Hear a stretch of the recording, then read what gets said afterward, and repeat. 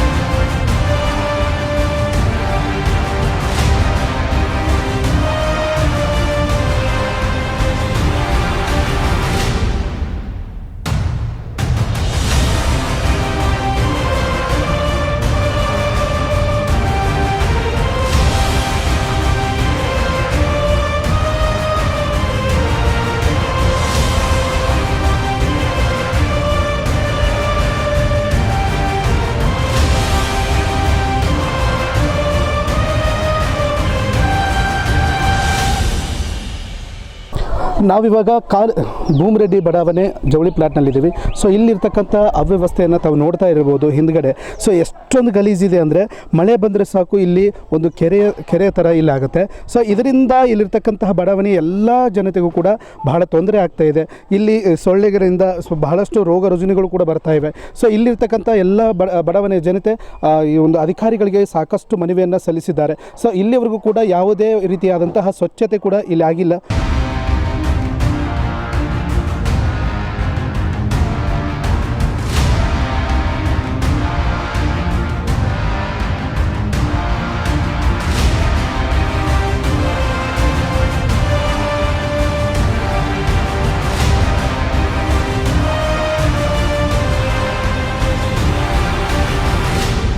ಅಂದ್ರೆ ಈಗ ಪುರಸಭೆಗೆ ಮನವಿ ಸಲ್ಲಿಸಿ ಎಷ್ಟು ದಿನ ಆಗಿರ್ಬೋದು? ಅದು ಒಂದು ವರ್ಷ ಮೇಲೆ ಆಯ್ತು. ಒಂದು ವರ್ಷ ಮೇಲೆ ಆಯ್ತು. ಸೊ ಒಂದು ವರ್ಷದಿಂದ ಪುರಸಭೆ ಅಧಿಕಾರಿಗಳು ಯಾರು ಕೂಡ ಇಲ್ಲಿ ಬಂದಿಲ್ಲ. ಆಮೇಲೆ ಅದಕ್ಕಿಂತ ಪೂರ್ವದಲ್ಲಿ ಸಾರ್ವಜನಿಕರು ನಾವು ಎಲ್ಲರೂ ಕೂಡಿ ಸಹಿ ಮಾಡಿ ಅರ್ಜಿ ಕೊಟ್ಟದ್ದು. ಅದು ನಾನು ಮನೆ ಕಟ್ಟಿದಾಗಲಿದ್ದನು ಅರ್ಜಿ ಕೊಟ್ಕೊತಾ ಇದೀವಿ. ಯಾವಾಗ 97ರಿಂದ ಇದು ನಮ್ಮ ಮನೆ ಮುಂದೆ ನೀರಿನಿಂದ ಶುರು ಆಯ್ತು. ಸೊ ಅದು ಈ ಒಂದು ವ್ಯವಸ್ಥೆ ಶುರುವಾಗಿ ನಿಮ್ಗೆ ಎಷ್ಟು ವರ್ಷಗಳಿರ್ಬೋದು ಈ ಗಲೀಜು? 97ರಿಂದ ಇಲ್ಲಿ ಮಟ್ಟ ಎಷ್ಟಾಗತ್ತೆ ನೋಡಿ ಸರ, ಒಂದು 20 ವರ್ಷದ ಮೇಲೆ ಐತಿ.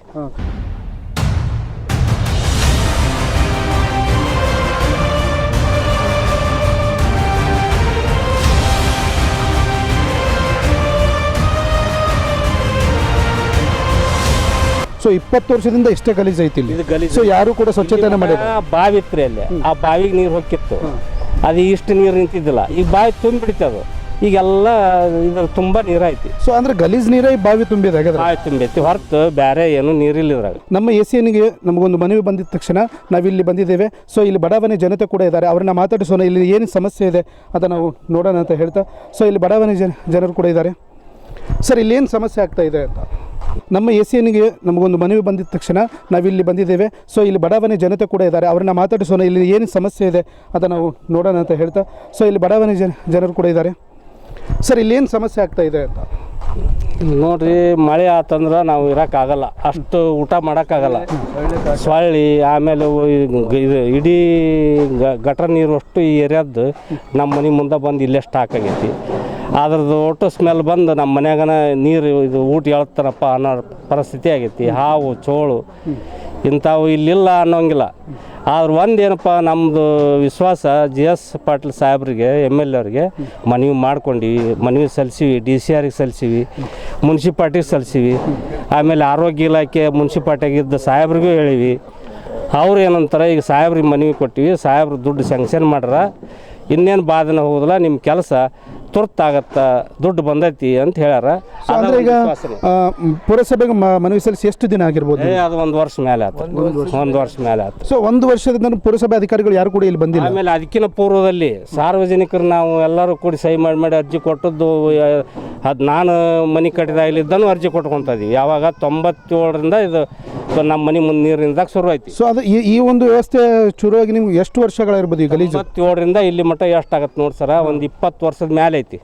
ಸೊ 20 ವರ್ಷದಿಂದ ಇಷ್ಟೇ ಗಲೀಜು ಐತಿ ಇಲ್ಲಿ. ಇದು ಗಲೀಜು. ಸೊ ಯಾರು ಕೂಡ ಸ್ವಚ್ಛತೆನ ಮಾಡಿ ಬಾವಿ ಇತ್ರಿ ಅಲ್ಲಿ, ಆ ಬಾವಿಗೆ ನೀರು ಹೊಕ್ಕಿತ್ತು, ಅದು ಇಷ್ಟು ನೀರು ನಿಂತಿದ್ದಿಲ್ಲ, ಈಗ ಬಾವಿ ತುಂಬಿಡ್ತದು, ಈಗೆಲ್ಲ ಇದ್ರ ತುಂಬಾ ನೀರೈತಿ. ಸೊ ಅಂದ್ರೆ ಗಲೀಜ್ ನೀರೇ ಈ ಬಾವಿ ತುಂಬಿದೆ, ಬಾವಿ ತುಂಬೈತಿ ಹೊರತು ಬೇರೆ ಏನು ನೀರಿಲ್ಲ ಇದ್ರಾಗ. ಈಗ ರಾತ್ರಿ ಹೊತ್ತು ಮಕ್ಕಳು ಆಡ್ಕೊಂಡು ಅಲ್ಲಿ ಹೋದ್ರೆ ಹೆಂಗೆ? ನಾವು ಕಾಯ್ಬೇಕಿಲ್ಲ ಮಕ್ಕಳ್ರಿ, ಮಕ್ಕಳು ಕಾಯೋದ್ ಬಿಟ್ರೆ ಗತಿನೇ ಇಲ್ಲ. ಇವತ್ತ ಒಂದು ಇಲ್ಲಿ ಬಿದ್ದಿತ್ತು ನಾವು ಗಟ್ರದ ಒಂದು ಇವ್ರ ಕಾರ್ಯಕ್ರಮ ಐತಿ, ಒಂದು ಹುಡುಗ ಬಿತ್ತು. ಸೊ ಇದರಿಂದ ಬಹಳಷ್ಟು ಸಮಸ್ಯೆ ಆಗ್ತಾ ಇದೆ ಹಾಗಾದ್ರೆ. ಸೊ ಇದಕ್ಕೆ ಯಾರು ಕೂಡ ಇಲ್ಲಿ ಇದು ಕೊಡ್ತಾ ಇಲ್ಲ. ಇದಕ್ಕೆ ನಮ್ಮ GS ಪಾಟೀಲ್ ಸಾಹೇಬರು ಸ್ಪಂದಿಸ್ಯಾರ, ಆದ್ರೆ ಮುನ್ಸಿಪಾಲ್ಟಿ ಇಲ್ಲಿವರೆಗೂ ನಾವು ಮನವಿ ಕೊಟ್ಟದಕ್ಕೆ ಸ್ಪಂದಿಸಿಲ್ಲ. ಸೊ ಯಾರು ಇದನ್ನ ರಿಪ್ಲೈ ಮಾಡಿಲ್ಲ ಅವರು. ಹಿಂದೆ ಯಾವ್ಯಾವ ಸರ್ಕಾರ ಇದ್ವು ಅವ್ರು ಯಾರು ಸ್ಪಂದಿಸಿಲ್ಲ. ಈಗ ನಮ್ಮ GS ಪಾಟೀಲ್ ಸರ್ ಅಂತೆ ನಾ ಮಾಡಿ ಕೊಡ್ತೀನಿ ಅಂತ ಮಾತು ಕೊಟ್ಟಾರ. ಸೊ ಯಾವಾಗ ನೀವು GS ಪಾಟೀಲ್ ಸಾಹೇಬರಿಗೆ ಯಾವಾಗ ಮನವಿ ಸಲ್ಲಿಸಿ? ಈಗ ಒಂದು ವರ್ಷ 1.5 ವರ್ಷದಿಂದ, ಯಾಕ್ರಿ ಒಂದು ವರ್ಷ ಸನೇಕ. ಸೊ ವಾಪಸ್ ಮತ್ತೆ ಪುನಃ ಭೇಟಿಯಾಗಿದ್ರೆ ಅವ್ರಿಗೆ? ಭೇಟಿಯಾಗಿವಿ, ನಿನ್ನೆ ಇಲ್ಲಿ ತೆಕ್ಕದ ಅಜ್ಜಾರ್ ಮನೆಗೆ ಭೇಟಿಯಾಗಿವಿ, ರೋಣಕ ಒಂದು ಟ್ರ್ಯಾಕ್ಸ್ ಗಾಡಿ ತೊಗೊಂಡು ಹೋಗಿ ಭೇಟಿಯಾಗಿ ಬಂದಿವಿ. ಭೇಟಿಯಾದಾಗ ಏನಂದ್ರು ಅಂತ?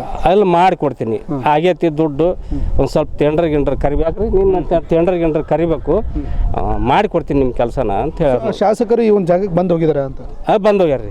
ಆಮೇಲೆ ನಮ್ಮ ಓಣಿ ಹಿರಿಯರು 54 ಸಮಾಜದ ಅಧ್ಯಕ್ಷರು ಚೆಂಬಣ್ಣ ಚೌಡಿ ಅವರು ಇದಕ್ಕೆ ನಮ್ಮ ಕೈ ಜೋಡಿಸ್ಯಾರ. ಸೊ ಅಂದ್ರೆ ಶಾಸಕರು ಬಂದು ಹೋಗಿದ್ದಾರೆ, ಪುರಸಭೆ ಅಧಿಕಾರಿಗಳು ಯಾರು ಬಂದಿಲ್ಲ?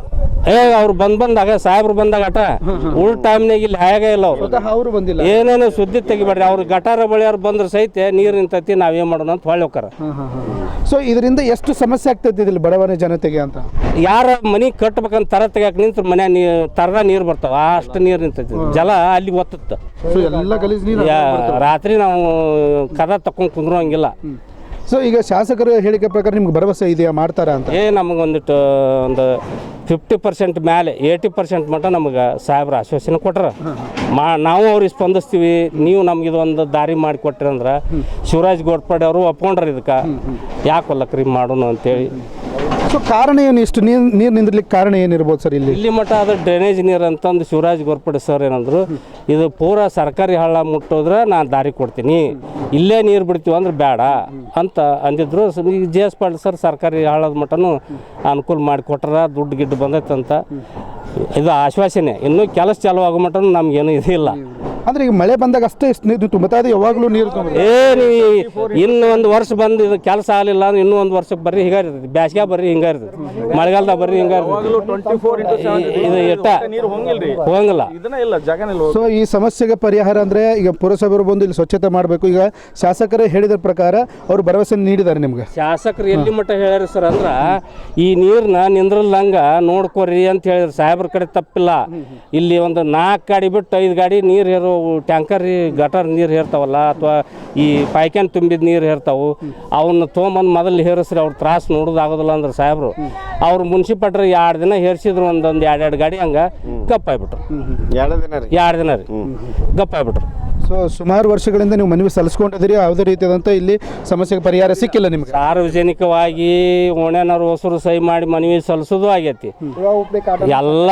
ನಮ್ಗೆ ಇದ್ರಾಗ ಏನು ನಮ್ಮ ಜಲ ಉಳ್ದಿಲ್ಲ ನೋಡ್ರಿ, ಆ ಪರಿ ತೊಂದರೆ ಆಗದೀವಿ. ಸೊ ಇಲ್ಲಿ ಬಡವರ ಜನತೆ ಹೇಳ ಪ್ರಕಾರ ಇಲ್ಲಿ ಹಾವುಗಳ ಜಗ್ಗದವ, ಆಮೇಲೆ ಚೇಳುಗಳ ಜಗ್ಗದವ ಅಂತಾರೆ, ಅದ್ರ ಬಗ್ಗೆ ಏನು ಹೇಳ್ತೀರಿ? ಏನು ಅಲ್ರಿ ಸರ್, ಹುಡ್ರು ಪಡ್ರಿ ಇರ್ತಾವು, ಅದು ಅವು ಅತ್ತಾಗ ಹೋಗೋ ಮಟ್ಟನು ಹುಡ್ರು ಕಾಯ್ಕೊಂಡು ನಿಂದಿರ್ತೀವಿ. ಸೊ ಇದೆಷ್ಟು ಸಮಸ್ಯೆ ಇನ್ನೂ ಬಗೆಹರಲಾರ್ದಂಗೆ ಕುಂತೈತಿ. ಸೊ ನಿಮ್ಗೆ ಭರವಸೆ ಐತಿ, ಶಾಸಕರಿಗೆ ಭರವಸೆ ಕೊಟ್ಟಿದ್ದಾರೆ? ಅವ್ರ ಆಶ್ವಾಸನೆ ಕೊಟ್ಟರ ಅಂತ ಭರವಸೆ. ಮತ್ತು ಅವರು ಮತ್ತು ಹಿಂದಲ್ ಸಾಹೇಬ್ರು ಎಷ್ಟು ಮಂದಿ ಹೋಗ್ಯಾರ, ಅವ್ರ ಗತಿನ ಮಾಡಿದ್ರೆ ನಮ್ಗೆ ಹೆಂಗೆ ಮಾಡ್ಬೇಕು ಕೇಳಿ. ಈಗ ಅವ್ರು ಹೇಳಿದ ವಿಚಾರದ ಪ್ರಕಾರ ಆಗತ್ತೆ ಅನ್ನೋದು ಆಸೆ ಐತಿ. ದುಡ್ಡು ಬಂದೈತೆ ಅಂದಾಗ ವಿಶ್ವಾಸ ರೀ, ದುಡ್ಡು ಬಂದೈತೆ ಅಂತ ಮುನ್ಸಿಪಾಲ್ಟಿ ಹೇಳ್ಯಾರ, ಸಾಹೇಬ್ರು ಹೇಳ್ಯಾರ, ಆಮೇಲೆ ಇಲ್ಲಿ ಒಂದು ಸ್ವಲ್ಪ ರಾಜಕೀಯ ಪ್ರತಿನಿಧಿಗಳು ಹೇಳ್ಯಾರ, ಆಗೈತ್ರಿ ನಿಮ್ಮ ಕೆಲಸ ಅಂತ, ಅದ್ರ ಮ್ಯಾಗ ವಿಶ್ವಾಸ. ಆದಷ್ಟು ನಿಮ್ಮ ನ್ಯೂಸ್ ಮುಖಾಂತರ ಬೇಗ ಆ ಕೆಲಸ ಈಡೇರಲಿ ಅಂತ ನಿಮಗೆ ಮನವಿ ಕೊಡ್ತೀವಿ ನಾವು, ಮತ್ತೆ ನಿಮಗೂ ಅಂದಿದ್ದು. ಸೊ ನೋಡಿದ್ರಲ್ಲ, ಇದಿಷ್ಟು ಬಡವನ ಜನತೆ ಸಮಸ್ಯೆಯನ್ನು ತೋಡ್ಕೊಂಡಿದ್ದಾರೆ. ಸೊ ಇಲ್ಲಿವರೆಗೂ ಸುಮಾರು 20 ವರ್ಷಗಳಿಂದ ಈ ಸಮಸ್ಯೆ ಹೀಗೆ ಕಾಡ್ತಾ ಇದೆ. ಸುಮಾರು 1 ತಿಂಗಳ ಹಿಂದೆ ಕೂಡ ಪುರಸಭೆಗೆ ಮನವಿಯನ್ನು ಸಲ್ಲಿಸಿದ್ದಾರೆ, ಅದೇ ರೀತಿಯಾಗಿ ಶಾಸಕರು ಕೂಡ ಮನವಿಯನ್ನು ಸಲ್ಲಿಸಿದ್ದಾರೆ. ಇಲ್ಲಿರ್ತಕ್ಕಂಥ ಎಲ್ಲ ಜನತೆ ಒಂದು ಗಾಡಿಯನ್ನು ಮಾಡ್ಕೊಂಡೋಗಿ ಶಾಸಕರ ಮನೆಗೆ ತೆರಳಿ ಕೂಡ ಮನವಿಯನ್ನು ಸಲ್ಲಿಸಿದ್ದಾರೆ. ಸೊ ಇಲ್ಲಿವರೆಗೂ ಕೂಡ ಪುರಸಭೆ ಅಧಿಕಾರಿಗಳು ಕೂಡ ಬರ್ತಾರೆ, ನೋಡ್ತಾರೆ, ಹೋಗ್ತಾರೆ, ಬಟ್ ಯಾವುದೇ ಸಮಸ್ಯೆಗೆ ಪರಿಹಾರವನ್ನು ನೀಡಿಲ್ಲ. ಸೊ ಇಲ್ಲಿ ಹೇಳ್ತಕ್ಕಂಥ ಜನದ ಪ್ರಕಾರ ಶಾಸಕರು ಕೂಡ ಈ ಭರವಸೆಯನ್ನು ನೀಡಿದ್ದಾರೆ. ಸೊ ಅವ್ರು ಮಾಡೋವರೆಗೂ ಸ್ವಲ್ಪ ಕಾಯ ಕಾಯೋಣ ಅಂತ ಹೇಳ್ತಾ ಇದ್ದಾರೆ. ಸೊ ಅಲ್ಲಿವರೆಗೂ ಕಾದು ನೋಡೋಣ. ಸೊ ಇಲ್ಲಿರ್ತಕ್ಕಂತಹ ಎಲ್ಲ ಸಮಸ್ಯೆಯನ್ನು ನೋಡ್ತಾ ಇದ್ದಾರೆ. ಇಲ್ಲಿರ್ತಕ್ಕಂಥ ಮಕ್ಕಳಿಗಾಗಿರ್ಬೋದು, ಬಡವನೆಯ ಜನತೆಗಾಗಿರ್ಬೋದು ಬಹಳಷ್ಟು ತೊಂದರೆ ಕೂಡ ಆಗ್ತಾ ಇದೆ. ಸೊ ಇದನ್ನು ಮುಂದುವರಿದ ವಿಚಾರವಾಗಿ ಪುರಸಭೆ ಮುಖ್ಯಾಧಿಕಾರಿಗಳು ಏನು ಹೇಳ್ತಾರೆ ನೋಡ್ಕೊಂಬರೋಣ. ಗಜೇಂದ್ರ ತಾಲೂಕು ಮುಷಿಗೇರಿ ಗ್ರಾಮದಲ್ಲಿ ಸುಮಾರು 3-4 ಕೋಟಿ ರೂಪಾಯಿ ವೆಚ್ಚದ ಸೋಲಾರ್ ಪ್ಲಾಂಟ್ ಅನ್ನು ಸಿಎಂ ಸಿದ್ದರಾಮಯ್ಯ ಅವರು ವರ್ಚುವಲ್ ಮೂಲಕ ಉದ್ಘಾಟನೆ ಮಾಡಿದರು. ರೈತರಿಗೆ ಹಗಲು ಹೊತ್ತಿನಲ್ಲಿ 7 ಗಂಟೆ ನಿರಂತರ ವಿದ್ಯುತ್ ಪೂರೈಸಲು ರಾಜ್ಯಾದ್ಯಂತ 181 ಸೋಲಾರ್ ಪ್ಲಾಂಟ್ ನಿರ್ಮಾಣಕ್ಕೆ ಚಾಲನೆ ನೀಡಲಾಗಿದೆ ಎಂದು ಹೆಸ್ಕಾಂ ವ್ಯವಸ್ಥಾಪಕ ನಿರ್ದೇಶಕಿ ಶ್ರೀಮತಿ ವೈಶಾಲಿ ಎಂಎಲ್ ಅವರು ಹೇಳಿದರು. ಮುಷೇರಿ ಗ್ರಾಮದಲ್ಲಿ ಇಂಧನ ಇಲಾಖೆ, ಜಿಲ್ಲಾಡಳಿತ, ಜಿಲ್ಲಾ ಪಂಚಾಯತ್ ಆಶ್ರಯದಲ್ಲಿ PM ಕುಸುಮ ಯೋಜನೆಯ ಕಾಂಪೋಸಿಟ್ ಸಿ ಅಡಿಯಲ್ಲಿ ಸೌರೀಕರಣ ಯೋಜನೆಗೆ ವರ್ಚುವಲ್ ವೇದಿಕೆ ಮೂಲಕ ಸಿಎಂ ಸಿದ್ದರಾಮಯ್ಯ ಅವರು ಚಾಲನೆ ನೀಡಿದ ನಂತರ ಅವರು ಮಾತನಾಡಿದರು. ರೈತರು ರಾತ್ರಿ ಹೊಲಗಳಿಗೆ ತೆರಳಿ ಬೆಳೆಗಳಿಗೆ ನೀರು ಹಾಯಿಸುವುದನ್ನು ತಪ್ಪಿಸಲು ಸೋಲಾರ್ ವಿದ್ಯುತ್ ನಿರ್ಮಾಣ ಘಟಕಗಳು ಸಹಾಯಕವಾಗಲಿವೆ ಎಂದರು. ಈ ಪ್ಲಾಂಟ್ 2.16 ಮೆಗಾ ವ್ಯಾಟ್ ವಿದ್ಯುತ್ ಉತ್ಪಾದನೆಯಾಗಲಿದ್ದು, ಇದರಿಂದ 5 ಗ್ರಾಮಗಳ 2 ಕೃಷಿ ಫೀಲ್ಡ್ ನಿರ್ಮಾಣವಾಗಲಿದ್ದು 550 ಕೃಷಿ ಪಂಪ್ ಸೆಟ್ ಗಳಿಗೆ ನೀರು ಸರಬರಾಜು ಮಾಡಲು, ವಿದ್ಯುತ್ ಸರಬರಾಜು ಮಾಡಲು ಅನುಕೂಲವಾಗಲಿದೆ ಎಂದರು. ಒಂದು ಯೂನಿಟ್ಗೆ 3.17 ರೂಪಾಯಿ ನಿಗದಿಪಡಿಸಲಾಗಿದೆ. 1 ಮೆಗಾವ್ಯಾಟ್ ಸೌರ ವಿದ್ಯುತ್ ಉತ್ಪಾದನೆಗೆ 3.5 ಕೋಟಿ ರೂಪಾಯಿ ಇಂದ 4 ಕೋಟಿ ರೂಪಾಯಿಗೆ ವೆಚ್ಚ ಆಗುತ್ತದೆ. ಈ ಪೈಕಿ 1 ಕೋಟಿ ರೂಪಾಯಿ ಕೇಂದ್ರ ಸರ್ಕಾರದಿಂದ ಸಬ್ಸಿಡಿ ಬರುತ್ತದೆ.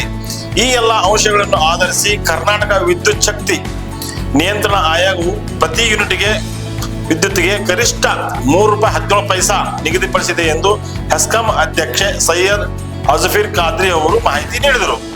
ಹೆಸ್ಕಾಂ ಅಧ್ಯಕ್ಷ ಸೈಯದ್ ಅಜ್ಜಾಫೀರ್ ಕಾಸಿಂ ಖಾದ್ರಿ ಅಧ್ಯಕ್ಷತೆ ವಹಿಸಿದ್ದರು. ವಿಧಾನ ಪರಿಷತ್ ಸದಸ್ಯ SV ಸಂಕನೂರ್, ಜಿಲ್ಲಾಧಿಕಾರಿ CN ಶ್ರೀಧರ್, ಹೆಸ್ಕಾಂ ತಾಂತ್ರಿಕ ನಿರ್ದೇಶಕ ಜಗದೀಶ್ S, ಮುಷಿಗೇರಿ ಗ್ರಾಮ ಪಂಚಾಯತಿ ಅಧ್ಯಕ್ಷ ರಾಜಶೇಖರ್ ಮಾಲ್ಗಿತ್ತಿ, ವೀರೇಶ್ ರಾಜೂರ್, ಹೆಸ್ಕಾಂ ಸಿಬ್ಬಂದಿ ಮತ್ತಿತರರು ಉಪಸ್ಥಿತರಿದ್ದರು.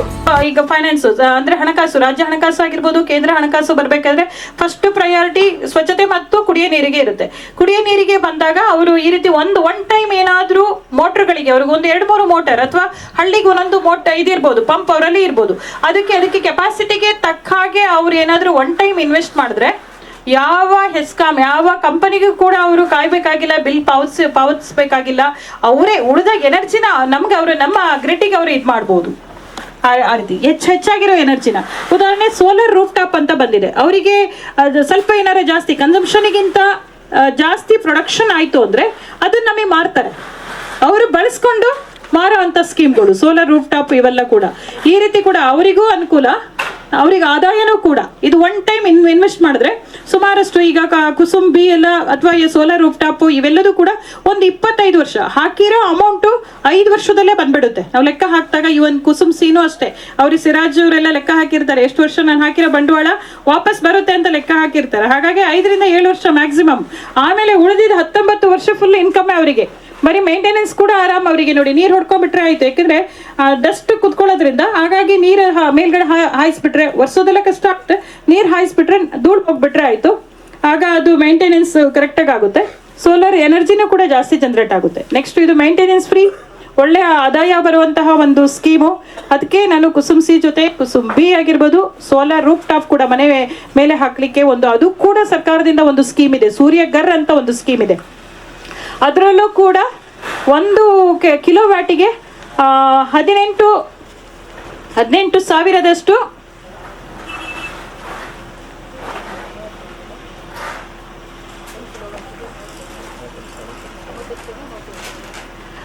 ಒಟ್ಟು ಮ್ಯಾಕ್ಸಿಮಮ್ 3 ಕಿಲೋವ್ಯಾಟ್ ತನಕ 78,000 ಸಬ್ಸಿಡಿ ಕೊಡ್ತೀವಿ. ಅಂದರೆ ನಿಯರ್ಲಿ 50% ಅಷ್ಟು ಸಬ್ಸಿಡಿನೇ ಕೊಟ್ಟಂಗಾಗುತ್ತೆ ನೋಡಿ, ಎಲ್ಲರೂ ಕೊಟ್ಟು.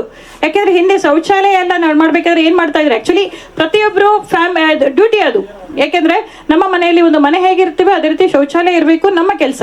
ಆದರೆ ಯಾರು ಮುಂದೆ ಬರೋಲ್ಲ ಅಂತೇಳಿ ಶೌಚಾಲಯ ಕಟ್ಟಲಿಕ್ಕೆ ಎಲ್ಲ 10,000 20,000 ಸಬ್ಸಿಡಿ ಕೊಟ್ಟು ಈಗಲಾದರೂ ಕಟ್ಸ್ಕೊಳ್ಳಿ ಅಂತ ಹೇಳಿ ಮಾಡಿದಾಗ ಎಲ್ಲರೂ ಮುಂದೆ ಬಂದರು. ಇದು ಅದೇ ರೀತಿ ನೋಡಿ, ಜನ ಒಂದೇ ಸರಿ ಕನ್ವರ್ಟ್ ಮಾಡ್ಬೇಕಾದ್ರೆ ಆಗಲ್ಲ ಅಂತ ಹೇಳಿ ಮೋಟಿವೇಟ್ ಮಾಡೋಕ್ಕೆ 50% ಸಬ್ಸಿಡಿ, ಈಗ ಕುಸುಂಬಿಯಲ್ಲಿ 80% ಸಬ್ಸಿಡಿ. ಈ ರೀತಿ ಸಬ್ಸಿಡಿಯನ್ನು ಕೊಡೋದ್ರ ಮೂಲಕ ಈ ಸ್ಟ್ರೀಮ್ಗೆ ತರೋದು. ಇಷ್ಟು ಸೋಲಾರ್ ಆಧಾರಿತ ಎಲ್ಲ ಸ್ಕೀಮ್ನ ಬಳಸ್ಕೊಂಡ್ರೆ ಇಡೀ ಗ್ರಾಮ ಪಂಚಾಯತ್ ಮನ್ಸು ಮಾಡಿದ್ರೆ ಫುಲ್ ಅಂದರೆ ಎಲೆಕ್ಟ್ರಿಸಿಟಿ ಬಿಲ್ ಉಳಿಸ್ಬೋದು. One time investment, one time 15 ಹಣಕಾಸು ನಿಮ್ಮದು ಅಮೌಂಟನ್ನು, ಅಥವಾ ಒಂದು ದೊಡ್ಡ ಗ್ರಾಮ ಪಂಚಾಯತಿಗಳು, ಹೋಬಳಿ ಲೆವೆಲಲ್ಲಿ ಇರೋ ಗ್ರಾಮ ಪಂಚಾಯತಿಗಳು ತೆರಿಗೆಯಲ್ಲಿ ಒನ್ ಟೈಮ್ ಇನ್ವೆಸ್ಟ್ ಮಾಡಿದ್ರು ಅಂದರೆ ನೀರನ್ನ ಅದರಲ್ಲೇ ಲಿಫ್ಟ್ ಮಾಡ್ಬೋದು, ಸ್ಟ್ರೀಟ್ ಲೈಟು ಅದೇ ಇದು ಮಾಡ್ಬೋದು. ಈವನ್ ಅವರ ಬಿಲ್ಡಿಂಗ್ ಕೂಡ 3 ಕಿಲೋವ್ಯಾಟ್ ಎಲ್ಲ ಇದು ಮಾಡಿಕೊಂಡ್ರೆ ಅವ್ರ ಬಿಲ್ಡಿಂಗ್ ಫುಲ್ಲು ರನ್ ಆಗುತ್ತೆ, ಅಂದರೆ ಇಡೀ ಆಫೀಸ್ ಕೂಡ ರನ್ ಆಗುತ್ತೆ. ಅದೇ ರೀತಿ ನಮ್ಮ ಹೆಸ್ಕಾಂ ಅಲ್ಲಿ ಒಟ್ಟು ಸೋಲಾರ್ ಮಾದರಿ ವಿಲೇಜ್ ಅಂದ್ರೆ ಗ್ರಾಮಗಳು ಅಂತ ಮಾಡಿದೀವಿ. ಅಂದ್ರೆ ಅವರಿಗೊಂದು ಕಾಂಪಿಟೇಷನ್ ತರ ಏರ್ಪಡಿಸಿದ್ವಿ. ಆ ರೀತಿ 23 ಗ್ರಾಮಗಳನ್ನ, ಎಲ್ಲಿ ಯಾವ ಗ್ರಾಮದಲ್ಲಿ 5,000ಕ್ಕಿಂತ ಹೆಚ್ಚು ಜನಸಂಖ್ಯೆ ಇದೆ, ಅಂದ್ರೆ ಒಂದು ಅರೌಂಡ್ 1,000ಕ್ಕಿಂತನೂ ಹೆಚ್ಚು ಮನೆಗಳಿದೆ, ಆ ಗ್ರಾಮಗಳನ್ನ ತೆಗೆದುಕೊಂಡ್ಬಿಟ್ಟು ಮಾದರಿ ವಿಲೇಜ್ ಅಂತ ಒಂದು ಕಾಂಪಿಟೇಷನ್. ಯಾರು ಇಡೀ ಮನೆಗಳಿಗೆ, ನೋಡಿ ಮನೆಗಳು ಕವರ್ ಮಾಡಬೇಕಾದ್ರೆ ಆಲ್ರೆಡಿ ನಾ ಹೇಳಿದ್ನಲ್ಲ 78-50ರಷ್ಟು ಸಬ್ಸಿಡಿ ಇದೆ. ಒಂದು ಮನೆಗೆ 2 ಕಿಲೋವ್ಯಾಟಿನ ಮ್ಯಾಕ್ಸಿಮಮ್ 3 ಕಿಲೋವ್ಯಾಟ್ ಸಾಕಾಗುತ್ತೆ. 50ರಷ್ಟು ಸಬ್ಸಿಡಿ ಇದೆ. ಇನ್ನು ಉಳಿದಕ್ಕೆ ಬ್ಯಾಂಕಿಂದ ಕೂಡ ಲೋನ್ ಕೂಡ ಸಿಗುತ್ತೆ, ಸಾಲ ಕೂಡ ಸಿಗುತ್ತೆ, ನೀವು ಕಂತಲ್ಲಿ ಸಾಲ ಕಟ್ಕೊಂಡು ಹೋಗ್ಬೋದು. ಈ ರೀತಿ ಅದು ಇನ್ಕಮ್ ಒಂದು 5 ವರ್ಷದಲ್ಲಿ ವಾಪಸ್, ನೀವೇನು ಬಂಡವಾಳ ಹಾಕಿರ್ತೀರಾ ಅದ್ರದ್ದು ವಾಪಸ್ 5 ವರ್ಷದಲ್ಲಿ ಬರುತ್ತೆ. ರಿಮೈನಿಂಗ್ ಎಲ್ಲ ನೀವು ಕನ್ಸ್ಯೂಮ್ ಮಾಡಿ ಬೇರೆಯವ್ರಿಗೂ ಕೊಡ್ಬೋದು. ಇದು ಸೂರ್ಯಗರ್. ಇನ್ನು ಉಳಿದು IP, ಅದೇ ಊರಲ್ಲಿ ಏನಾದರೂ ಕುಸುಮ್ಸಿ ಇತ್ತು ಅಂದರೆ ರೈತರಿಗೆಲ್ಲ ಸೋಲಾರ್ ಮೂಲಕನೇ ಕೊಟ್ಟಂಗಾಗುತ್ತೆ. ನೆಕ್ಸ್ಟ್ ಗ್ರಾಮ ಪಂಚಾಯತ್ ಬೇರೆ ಗೌರ್ಮೆಂಟ್ ಬಿಲ್ಡಿಂಗ್ ಇತ್ತು ಅಂದರೆ ಅವ್ರವ್ರ ಓನ್ ಅನುದಾನದಲ್ಲಿ ಅವರು ಅಳವಡಿಸ್ಕೊಂಡ್ಬಿಟ್ರೆ ಯಾವ ಎಲೆಕ್ಟ್ರಿಸಿಟಿ ಯಾವ ಗ್ರಿಡ್ಗೂ ಕೂಡ, ಅಂದರೆ ಯಾವ ಕಂಪನಿಗೂ ಕೂಡ ಡಿಪೆಂಡ್ ಆಗೋ ಅವಶ್ಯಕತೆ ಇಲ್ಲ. ಅವರೇ ಫುಲ್ಲು ಸ್ವಯಂ ಜನರೇಟ್ ಆಗುವಂಥ ಒಂದು ಮಾದರಿ ಗ್ರಾಮ ಆಗುತ್ತೆ. ಈ ರೀತಿ ಯಾರಾದರೂ ಮಾದರಿ ಗ್ರಾಮ ಮಾಡಿದ್ರೆ ಅವರಿಗೆ ಕೇಂದ್ರ ಸರ್ಕಾರದಿಂದ 1 ಕೋಟಿಯಷ್ಟು ಪ್ರೋತ್ಸಾಹದಾಯಕ ಅನುದಾನ ಬರುತ್ತೆ ಅವರಿಗೆ. ಅವ್ರೇನಾರ ಮನ್ಸು ಮಾಡಿ ಇವ್ರನ್ನೆಲ್ಲ ಸ್ಕೀಮ್ ಮಾಡಿ, ಹೇಗಿದ್ರು ಸೂರ್ಯಗರ್ ಮನೆ ಎಲ್ಲ ಕವರ್ ಮಾಡಿಬಿಟ್ಟು ನೋಡಿ ಹೀಗಿದೆ ಅಂತ ಹೇಳಿಬಿಟ್ಟು ಎಲ್ಲ ಒನ್ ಟೈಮ್ ಅವರಿಗೆ ಸರ್ಕಾರದ ಸಬ್ಸಿಡಿನ ಬಳಸ್ಕೊಂಡು ಮನೆಗಳನ್ನು ಕವರ್ ಮಾಡ್ಬೋದು. ಗೌರ್ಮೆಂಟ್ ಆಫೀಸನ್ನ ಅವರ ಅನುದಾನದಲ್ಲಿ ಮೋಟಿವೇಟ್ ಮಾಡಿ ಆ ರೀತಿ ಕವರ್ ಮಾಡಿದ್ರೆ, ನೆಕ್ಸ್ಟ್ IP-ದೆಲ್ಲ ಕುಸುಮ್ಸಿ ಅಡಿ ಕವರ್ ಆದರೆ ಅವರಿಗೆ 1 ಕೋಟಿಯಷ್ಟು ಪ್ರೋತ್ಸಾಹದಾಯಕ ಅನುದಾನ ಬರುತ್ತೆ. ಅದನ್ನ ಮತ್ತೆ ಇದಕ್ಕೆ ಬಳಸ್ಕೊಬೋದು. ಅವರು ನೀರನ್ನ ಲಿಫ್ಟ್ ಮಾಡೋ ಸ್ಕೀಮ್ಗಾರ ಬಳಸ್ಕೊಬೋದು, ಸ್ಟ್ರೀಟ್ ಲೈಟ್ಗಾರ ಬಳಸ್ಕೊಬೋದು. ಮೊದಲು ಬಳಸಿದ್ರೆ ಅದು ವಾಪಸ್ ಇದಕ್ಕೆ ಅದು ಮ್ಯಾಚ್ ಆಗಿ ಮ್ಯಾಚಿಂಗ್ ಗ್ರಾಂಟ್ ತರ ಕೊಟ್ಟಂಗೂ ಆಗುತ್ತೆ. ನೋಡಿ ಇದು ಇಷ್ಟು ಒಳ್ಳೆ ಸ್ಕೀಮ್ ಇದೆ, ಸೋಲಾರ್ನ ಒಳ್ಳೆ ಸ್ಕೀಮ್ ಇದೆ. ಎಷ್ಟು ಈಗ ಅಂದ್ರೆ ನಮಗೆ ಗಾಳಿ ಯಾವತ್ತು ಬೀಸುತ್ತೋ, ಸೂರ್ಯ ಯಾವತ್ತು ಬೆಳಗ್ತಾನೋ, ಅಂದ್ರೆ ಯಾವತ್ತು when sun shines when wind blows ಅಂತ ಹೇಳ್ತಾರೆ. ಆ ರೀತಿ ಆದಾಗ ನಮಗೆ ವಿಂಡ್ ಇನ್ನೂ ಕೆಪಾಸಿಟಿ ಎದುರುದು ಜನರೇಷನ್ ಆಗ್ತಾ ಇರುತ್ತೆ. ಇದು ಯಾವತ್ತು ಖರ್ಚಾಗ್ದೇ ಇರೋ, ಖಾಲಿ ಆಗ್ದೇ ಇರೋ ಒಂದು ಇಂಧನ ಅಂತ ಹೇಳ್ಬೋದು. ಇದನ್ನ ಯಾವತ್ತು ಕೂಡ ಇದ್ದೇ ಇರುವಂತಹ ಇಂಧನ, ಇದು ಖಾಲಿ ಆಗೋದೇ ಇಲ್ಲ. ನೀವು ಪೆಟ್ರೋಲ್ ಖಾಲಿ ಆಗ್ಬೋದು, ಬೇರೆ ಬೇರೆ ಖನಿಜಗಳು ಖಾಲಿ ಆಗ್ಬೋದು, ಇದು ಖಾಲಿ ಆಗದೇ ಇರುವಂತಹ ದೈವದತ್ತವಾಗಿ ನೀಡುವಂತಹ ಒಂದು ಇಂಧನ. ಇದನ್ನ ಮ್ಯಾಕ್ಸಿಮಮ್ ನಾವು ಆ ಕಡೆ ಹೋಗ್ಬಿಟ್ಟು ಅದನ್ನ ಬಳಸ್ಕೊಬೇಕಂತ ಎಲ್ಲರಿಗೂ ನಾನು ಈ ಸಂದರ್ಭದಲ್ಲಿ ಕೇಳ್ಕೊಳ್ತಾ ಇದ್ದೀನಿ. Thank you sir. ನಮಸ್ಕಾರ. ಗದಗಲ್ಲ? ಹೌದು ಸರ್. ಮಾತಾಡ್ರಿ ಸರ್. ಮಾತಾಡ್ರಿ ಕೇಳಿಸ್ತದೆ. ಮಾನ್ಯ ಮುಖ್ಯಮಂತ್ರಿಗಳಿಗೆ ತುಂಬ ಹೃದಯದ ಅಭಿನಂದನೆಗಳು. ಈಗ ಈ ಯೋಜನೆ ಬಹಳ ದಿನದಿಂದ ಎಲ್ಲ ರೈತರ ಬೇಡಿಕೆಯಾಗಿತ್ತು.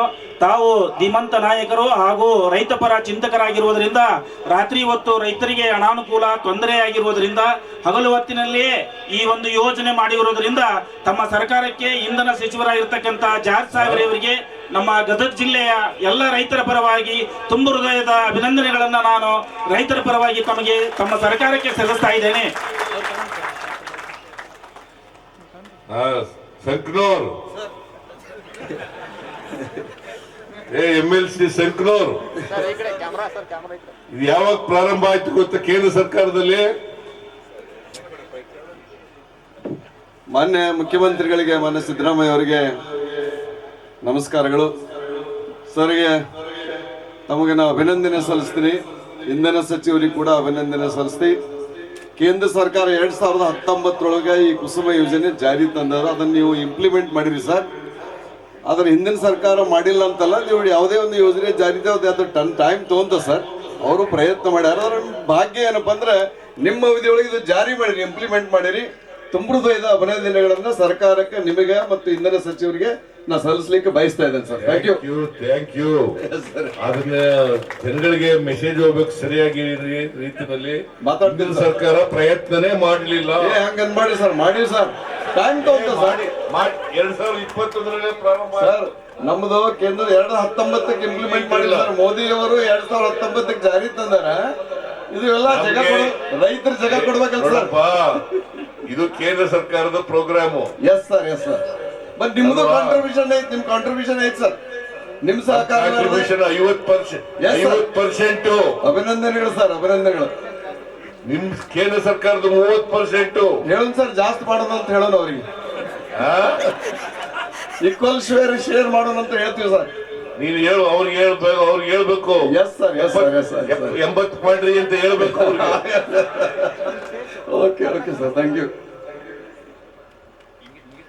ಗದಗ್ನ ನಂತರ ಈಗ ಮತ್ತೆ ಮುಖ್ಯಾಂಶಗಳು ಇವಿಷ್ಟು ಇಂದಿನ ಸುದ್ದಿಗಳು. ನಿರಂತರ ವಾರ್ತೆಗಾಗಿ ವೀಕ್ಷಿಸಿ ಎಸ್ಎನ್ ನ್ಯೂಸ್. ನಮಸ್ಕಾರ.